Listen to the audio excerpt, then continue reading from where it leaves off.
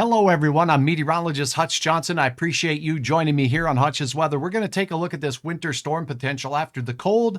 By the time we get to next week, we could have snow and wind combining to bring winter back to the valley as if it left. Your forecast details begin right now. Now, a Hutch's Weather Update with Chief Meteorologist Hutch Johnson, brought to you by Robert Gibb and Sons.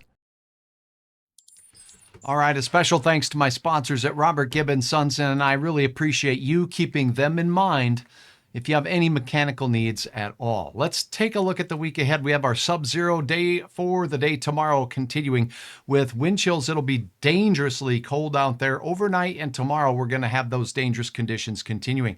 Much warmer air this weekend will lace the air with more ability to hold moisture, and a storm system that the models are still not agreeing on a track, putting the potential up to 25 to 30% for a winter storm directly impacting our area. It could be going up, and I'll show you why here in this update coming up right now. First of all, let's take a look at the basics of this storm. This is a look at the European model midday on Monday of next week. Low pressure moving right up into Minnesota. A band of area could see some heavier bands of snow and wind combining to create wintry travel conditions Monday and into Tuesday morning as this system works its way through. And on the warm side of it, as it's working its way up, we could get areas with a mix of precipitation, rain, and yes, freezing rain, and maybe even some sleet out of the deal. Now, as we take a look at the snowfall potential, this is a very early potential map. It's not a forecast, it's a potential. Models are indicating a band of heavier snow in portions of the central Dakotas is possible. And as we look out here into the valley, we could see some areas with rain mixing with snow and changing over to snow as this low pressure system makes its way through. So keep that in mind. There could be a little bit of snow shower activity in the high country as well in southeast Montana. So this is an early look at this. These numbers could really jump up or really jump down. We'll keep you posted with regards to that. Now we'll take an hour by hour look at some different models with this system as we go through, and let's do that right now. Let's go ahead and take a look at the European model. This is the one that has been since yesterday saying, hey, Hutch, you better watch this. And I listen when the European model is talking to me, and I like to keep my eyes on what's going on with the other models. So let's get right through the weekend. There goes our cold air. Goodbye to you. Well, at least it's kept us mosquito free. Now, check this out. A little Colorado low zips out. This is not the system, but it could bring southern Minnesota and Iowa a mix of wintry weather. This one's coming out of the Pacific Northwest on Saturday night and Sunday morning. A Wyoming low develops now, not a Colorado one. This makes a big difference where the low comes from. If it forms in Wyoming and moves northward, the better chance of the heavier snow potential will be up north. And other models were showing this not happening. They were showing basically a track of low pressure system across parts of Manitoba and Saskatchewan, not Wyoming or Colorado. So that's the context.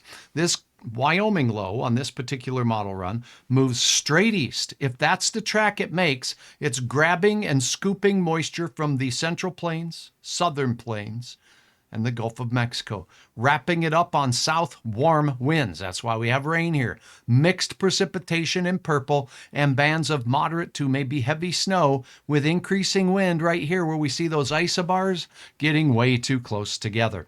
Now, that's the European model, and this is a look at the track of the storm as it moves due east into the Great Lakes.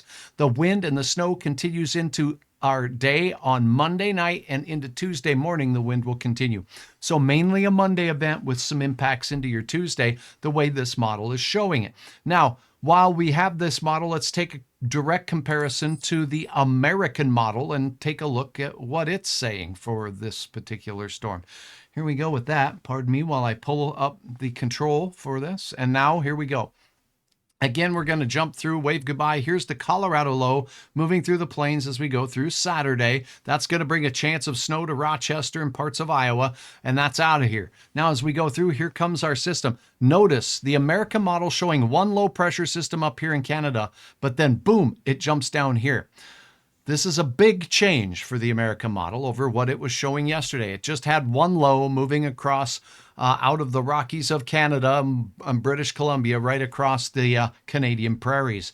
This one now developing a low pressure system in both Wyoming and Colorado, and then zipping it through. And look at this. Now, lo and behold, we have 2 models that say there is a chance for wintry conditions on Monday. Now, this is actually overnight Sunday night and into Monday, so it is a little bit faster on the timing. The wind really picks up as we go into your Monday with bands of snow, potentially heavy in places, and then it's out of here heading into Tuesday, but still windy impacts and wintry impacts. That's 2 out of 2 models.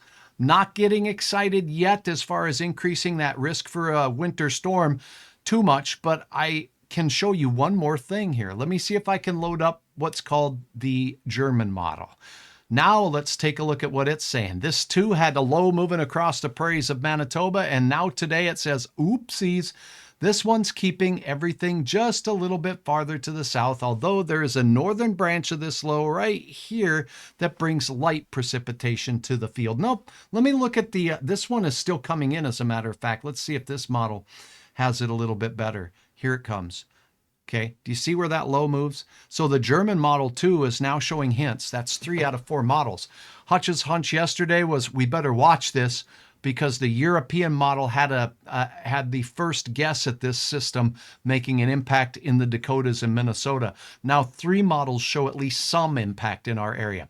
So the hairs on the back of Hutch's neck are standing up, and we could have some measurable snow. It could be a little bit more in some places than others, but the wind and snow could create some wintry and tricky travel across portions of the valley. If you have a question, let me know. But I love sharing with you some of the details of behind the scenes meteorology that we forecasters go through when we're trying to iron out the details for you. Specifically, when I am saying a chance of snow, I just want you to know what it is I'm watching for, and this is exactly it. So I'll keep my eyes on that Thursday morning, 10 below for the air temperature, 20 below up north for the air temperature. Now the wind speeds go down, but we're already so cold, we're cheek slapping cold. Nostril invading cold. And I got to tell you, it's going to be so cold that we're going to have dangerous wind chills to 40 below or more again on your Thursday morning. Here's a sneak peek at that Thursday afternoon, though. Temperatures start warming to near 0 in Fargo, 1 above to 5 above out in Jamestown. And look at the big heat is on in Dickinson. 16 degrees there, Glendive, Montana. That's almost rodeo weather out there with 19 degrees. Well, maybe not quite that warm. All right, so we have those wind chills in the morning that'll be 20 to 40 below once again. Chance of snotsicles remains. Unbalmy weather remains. Look at Brandon, Manitoba.